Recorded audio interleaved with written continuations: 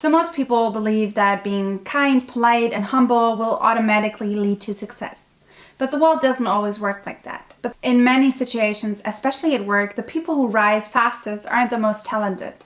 They're the ones who appear confident, even arrogant. And today I want to talk about the psychology behind this. The video is inspired by Peter Modler's book Das Arrogance-Prinzip, but the insights go far beyond the book. Arrogance versus niceness isn't what you think. We imagine arrogance as loud, rude, or dominant, but Modler shows something different. Arrogance is a communication style, not a personality trait. It's a way of signaling confidence, strength, direction, certainty. Meanwhile, niceness often signals harmony, empathy, but also hesitation or insecurity. And environments where power dynamics matter, like workplaces, leadership, negotiations, hesitation is often misinterpreted as weakness. And this is the core of what he calls the arrogance principle. People respond to signals, not intentions. So nice people aren't seen, they're overlooked. Modler points out something uncomfortable. Nice people communicate in a way that makes them invisible.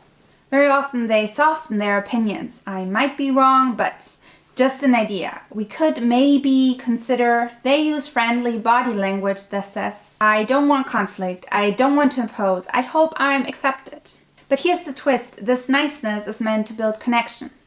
Yet in hierarchical settings, it often has the opposite effect. People subconsciously read it as, you're not sure of yourself, you're not a leader, you're not a threat. This is also why many highly intelligent, qualified people remain in the background. What Modler calls arrogance is actually a form of signal power. So examples are direct statements, upright posture, taking space, interrupting strategically, disagreeing openly, speaking first or last, not apologizing unnecessarily. These behaviors send a simple message. I'm confident, listen to me. Even if the person isn't actually more competent. This is why less qualified people often get ahead. Their signals are interpreted as leadership and strength. Why this feels unfair and why it works. If you're naturally thoughtful, reflective, or empathetic, this dynamic feels deeply unfair. But psychologically, it makes sense. Humans have evolved to rely on fast judgments. Posture, tone, confidence, dominance, certainty. We assume confident people know what they're doing, even if they don't. And we assume hesitant people are unsure, even if they're brilliant. Unfortunately, this isn't rational, it's instinctive.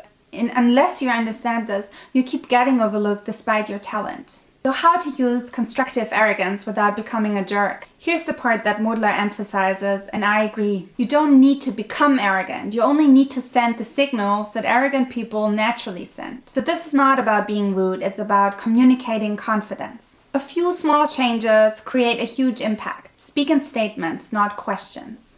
Instead of, I'm not sure, but maybe we could, say, I suggest we do this. Stop over-explaining. Shorter sentences equals more authority. Hold steady eye contact. Not aggressive, calm and direct. Take your time when you speak. Rushing signals insecurity. Don't apologize for existing. Apologize only when you've actually done something wrong. These subtle adjustments create what Modler calls wirkungsvolle Arroganz, effective arrogance. Not dominance, not aggression, just clarity and presence. So understanding the arrogance principle isn't about becoming someone you're not. It's really about seeing the hidden social rules that shape how people perceive you. Because the truth is, your competence is only one part of the equation. How you signal that competence is the other part, and it's just as important. So if you want more videos about communication psychology and self-understanding, please subscribe, and I'd love to have you here.